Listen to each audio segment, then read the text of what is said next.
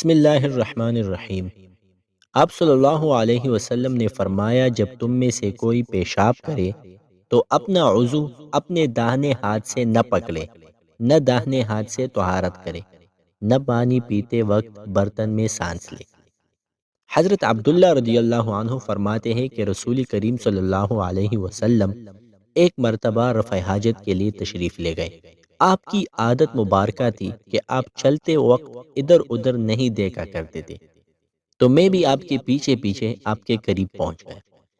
مجھے دیکھ کر آپ نے فرمایا کہ مجھے پتھر ڈھونڈ دو تاکہ میں ان سے پاکی حاصل کروں، یا اسی جیسا کوئی لفظ فرمایا، اور فرمایا کہ ہڈی اور گوبر نہ لانا۔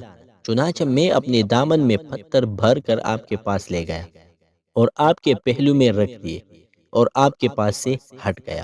جب آپ قضائے حاجت سے فارغ ہوئے تو آپ نے پتھروں سے استنجا کیا۔ جب حضرت عثمان رضی اللہ عنہ نے وضو کیا تو فرمایا، میں تم کو ایک حدیث سناتا ہوں، اگر قرآن پاک کی ایک آیت نازل نہ ہوتی تو میں یہ حدیث تم کو نہ سناتا۔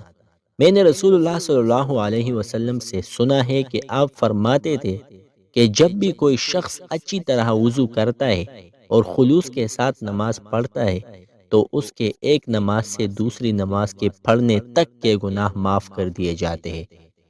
عروہ کہتے ہیں وہ آیت یہ ہے جس کا ترجمہ یہ ہے کہ جو لوگ اللہ کی اس نازل کی ہوئی ہدایت کو چھپاتے ہیں جو اس نے لوگوں کے لیے اپنی کتاب میں بیان کی ہے، ان پر اللہ کی لعنت ہے اور دوسرے لعنت کرنے والوں کی لعنت۔